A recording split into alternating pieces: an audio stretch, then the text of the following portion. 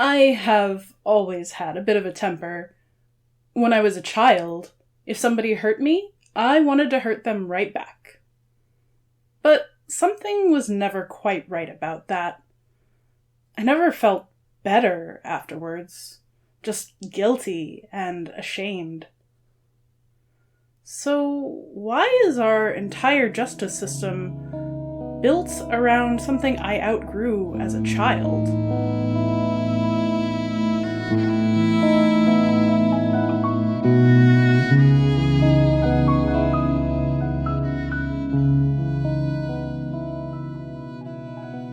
Hello and welcome. I'm Zilla, and this is my Athenaeum. Today I want to talk about the concept of restorative justice, as opposed to punitive or retributive justice. As an adult, I find that what I want when somebody close to me hurts or angers me is always the same three things. I want a reaffirmation of our relationship. I want acknowledgement that they understand why and how what they did hurt me. And I want to work together on keeping it from happening again. This is more satisfying all around.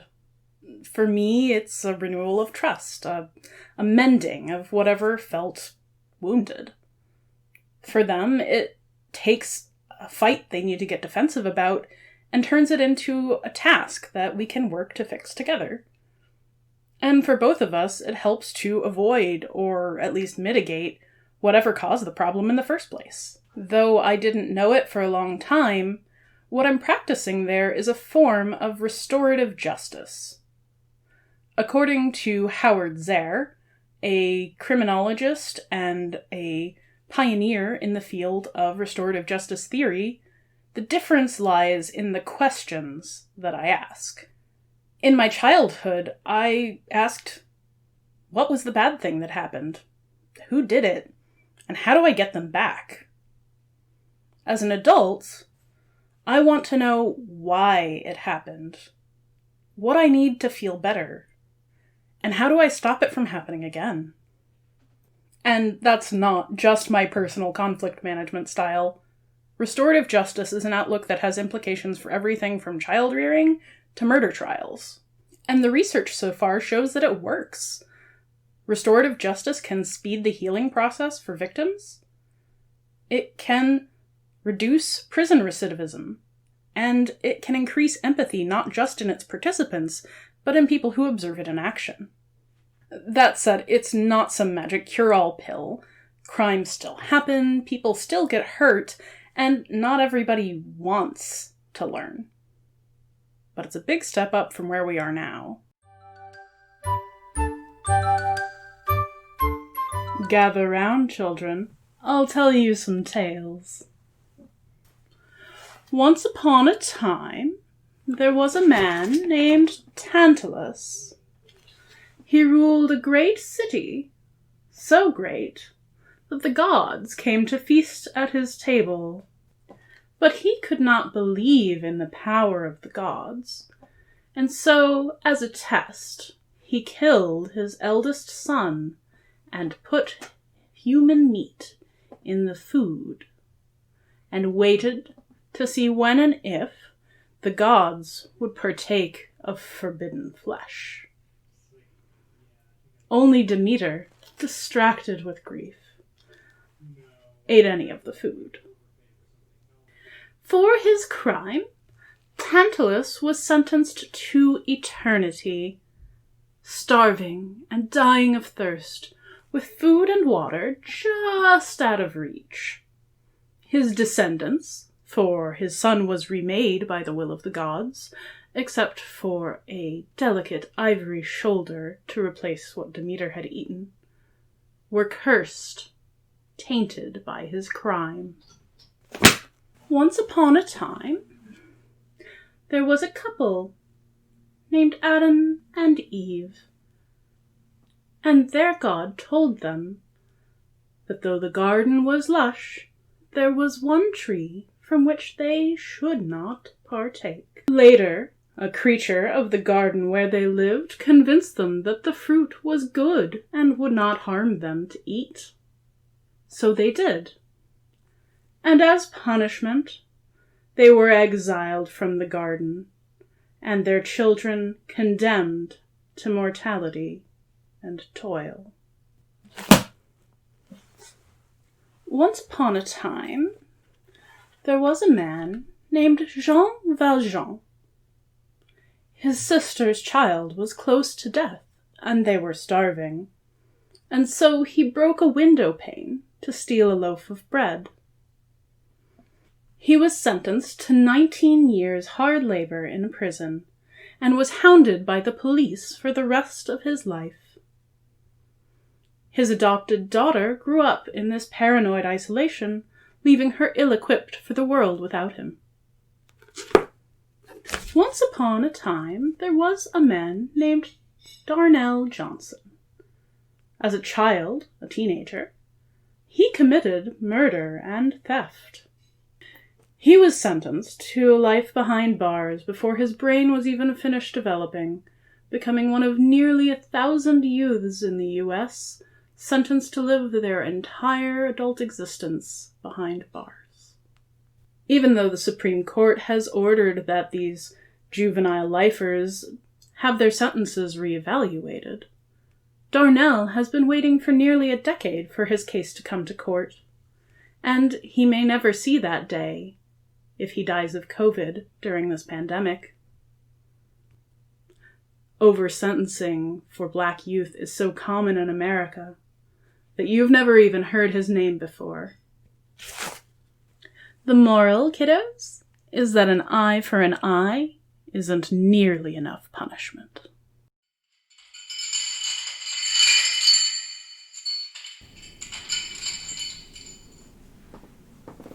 It's been proven over and over that our culture values punishment over utility. It costs millions more to harass, evict, and hospitalize homeless people than it would to give them free shelter. Yet this option is rarely considered. Cash bail unfairly punishes the poor over the rich, tearing families apart. Yet our prisons swell with the untried and unconvicted. Frank sex education and easy access to abortion would prevent many unwanted and dangerous pregnancies, and yet we'd rather punish the sinner than take a chance on educating them before it happens. We would rather see Valjean suffer than hand over a loaf of bread to a starving child. The death penalty remains popular even in places where it's no longer legal. For instance, during the Boston Marathon bombing trial, voices from around the country called for the bomber to be executed, even though Massachusetts does not allow capital punishment, and the survivors found the idea repugnant. There's this idea that it's what he deserved. So, this is the other argument for the death penalty, the closure argument. The death penalty provides the victim's loved ones with a sense of justice or closure or healing or so on. But is this actually true? Now, you can't speak for every victim's family and friends, of course. Different people are going to react differently. Dennis Prager uses the example of one man who wants the death penalty for the men who killed his family members, for instance.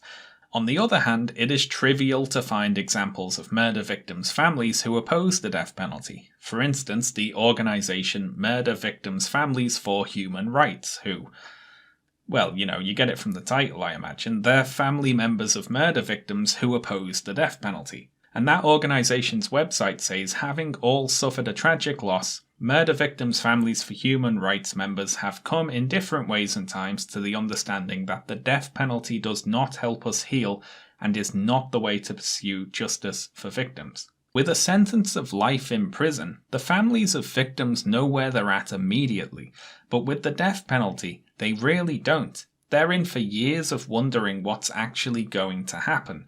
Rather than providing a sense of closure, the death penalty actually delays that closure. And I'd like to briefly mention a study just to back this up somewhat, assessing the impact of the ultimate penal sanction on homicide survivors, a two-state comparison. And let's briefly read the summary of that study. Numerous studies have examined the psychological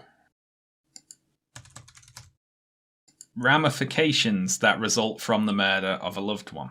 Except for the death penalty, however, sparse attention has been paid to the impact of the murderous sentence on homicide survivors' well-being.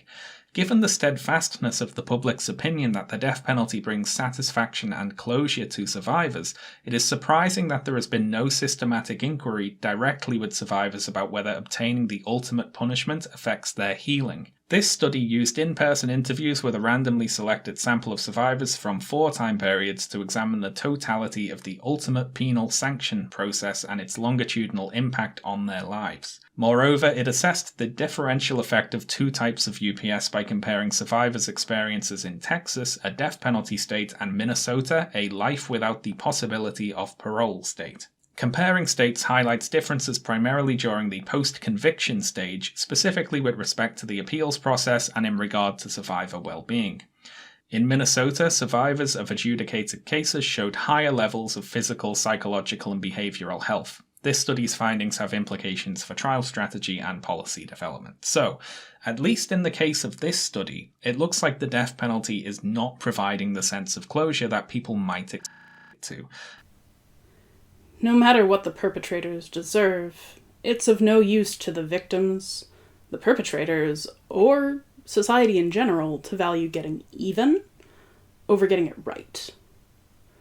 There is no amount of punishment that would fix what's gone wrong in Flint, Michigan, with the lead poisoning the water, though the perpetrators surely deserve consequences. Pointing the finger won't fix what was broken. Should the people responsible for atrocities face consequences for their actions? Absolutely. Should the point of those consequences be punishment? Absolutely not. What is the point of wasting our resources, punishing, jailing, torturing these people if we don't change the systems that allowed things to be broken? And then there are all of the crimes that simply can't be resolved punitively.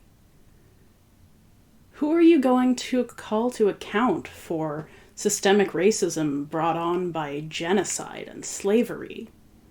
Ulysses S. Grant? The CEO of the East India Company? No. What we need is change. Education, reparations, restorations.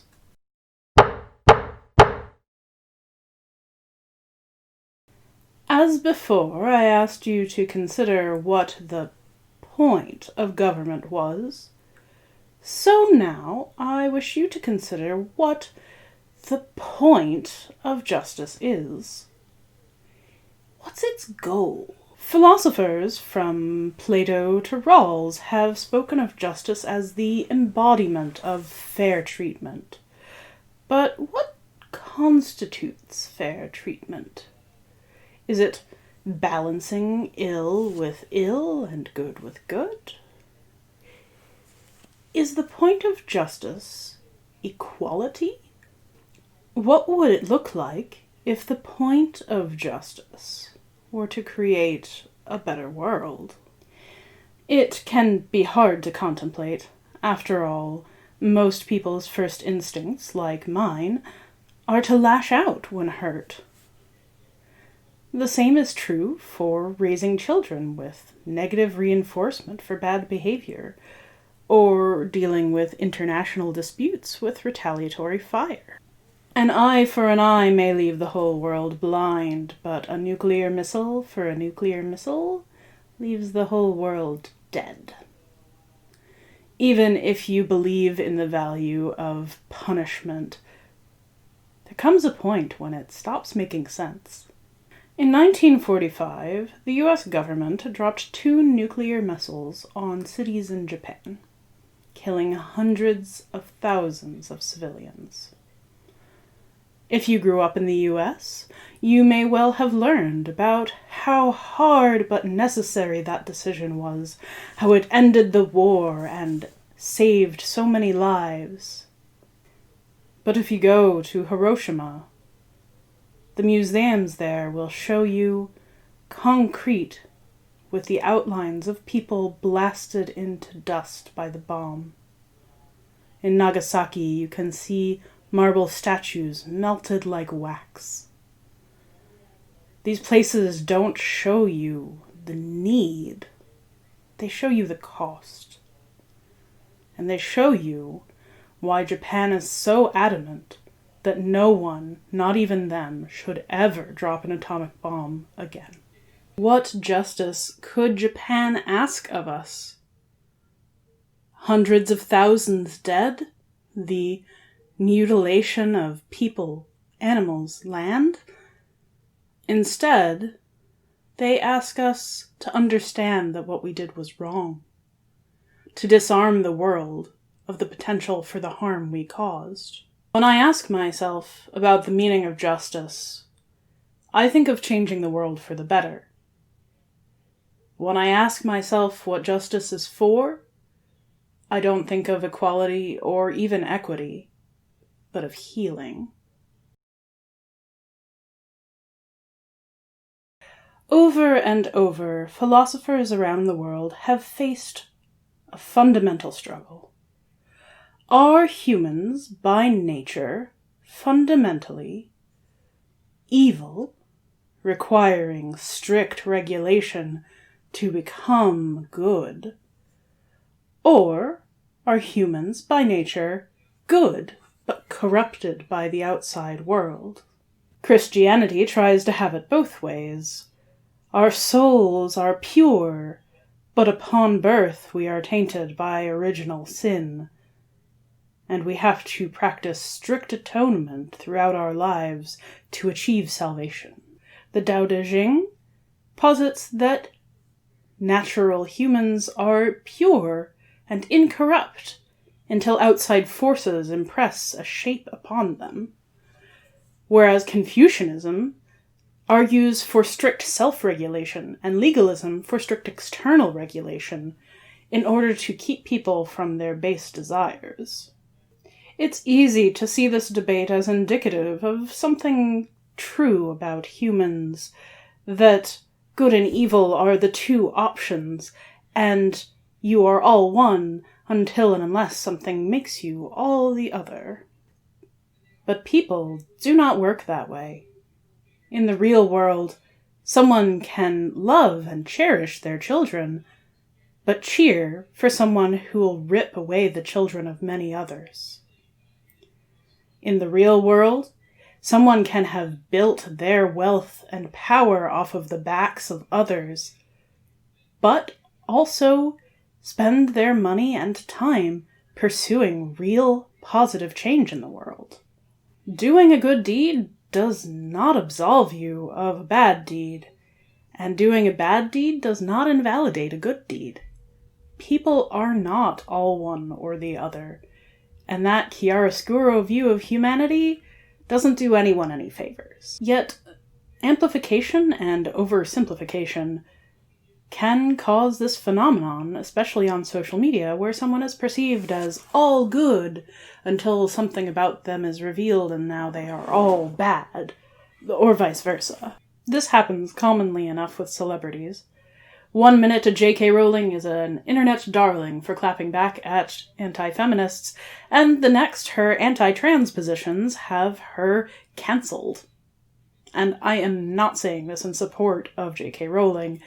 Her positions on gender and sexuality have always been a little bit behind the times for me, and she's fallen pretty far down that turf rabbit hole towards the fascists at the bottom. Okay, so hi, Zilla from the future here. As I was editing this video together, I learned that J.K. Rowling is so cancelled that she's been nominated for an award by the BBC for her transphobic rant. So I guess that goes to show how cancelling works when it's somebody famous. Yeah. Anyway, I'm just going to show you some soothing video of a cat. Enjoy this cat.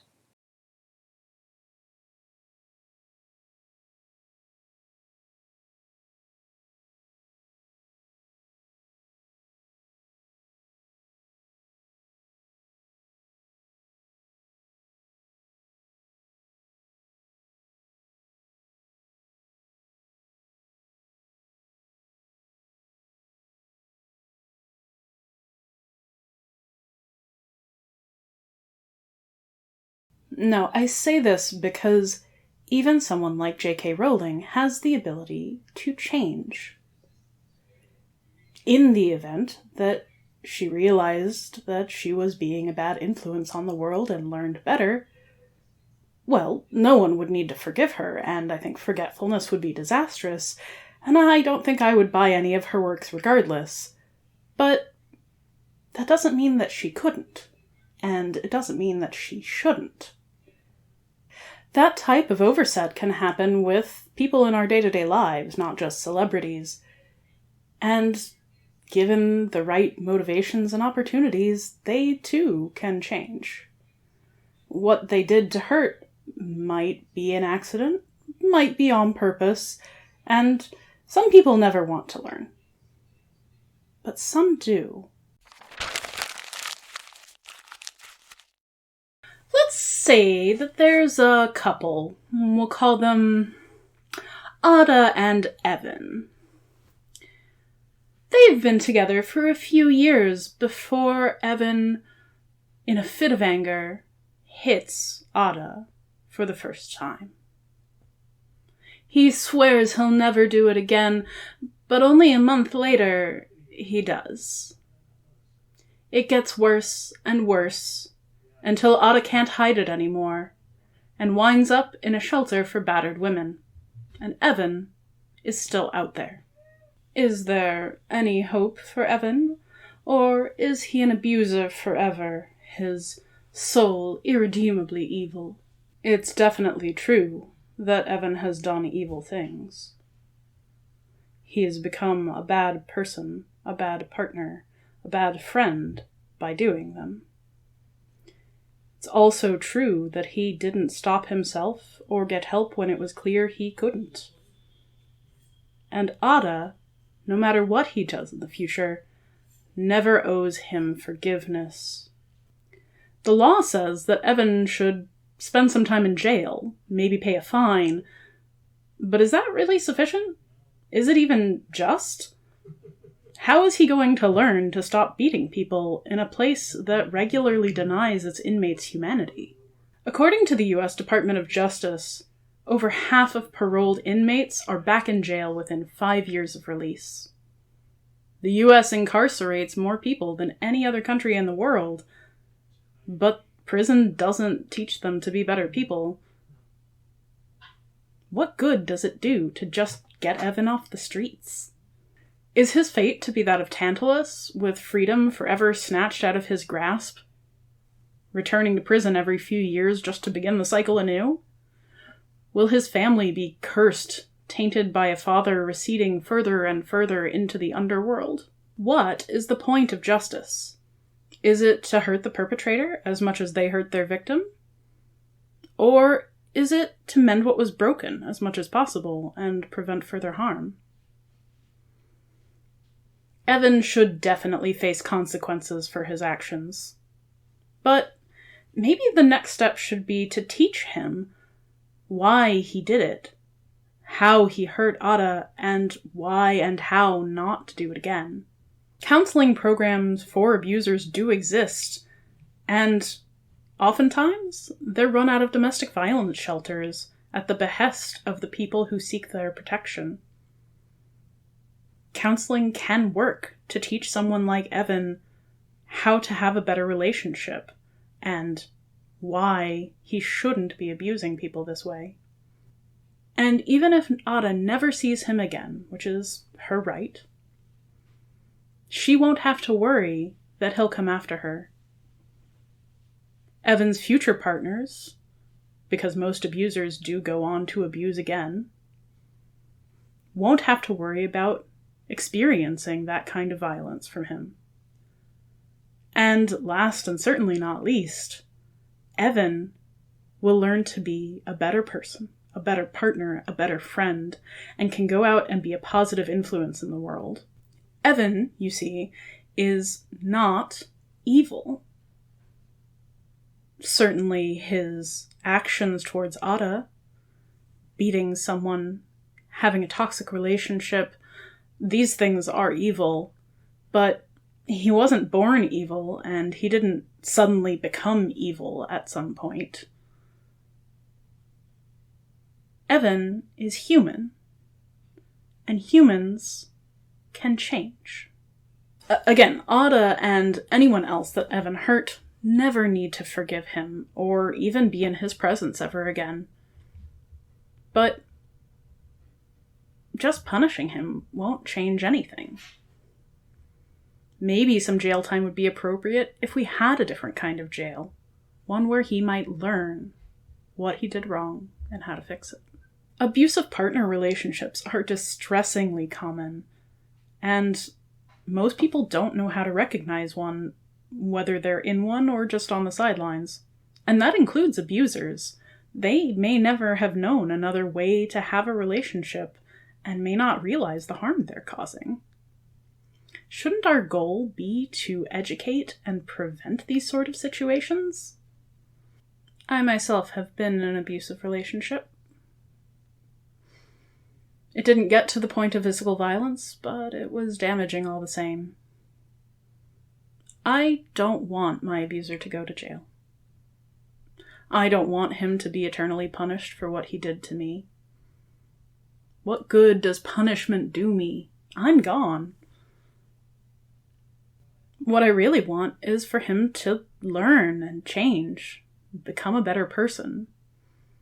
I want for him to never hurt anybody that way again, and to live a life that is a positive influence on the world. Preferably somewhere far away from me. This is an enormous topic, and I'm no criminologist. I'm not a sociologist. I'm not a professional in any of these fields. I've barely scratched the surface on what restorative justice could do. There are plenty of organizations devoted to the various permutations and uses of restorative justice, and I'll link some of them below, along with further reading in various topics. But my point about restorative justice isn't really about the nuts and bolts of the justice system. Just like my previous essay on government wasn't really about specific laws, this isn't really about specific crimes and their consequences. This is about our perception of justice, the policies we enact, and the people we elect to enforce them. It's about whether we, as a society, can learn to ask better questions and look for better answers. Restorative justice asks, what is the point of these consequences? What is justice for? How does it serve us as society and as individuals? And it answers, healing. Keep learning, friends.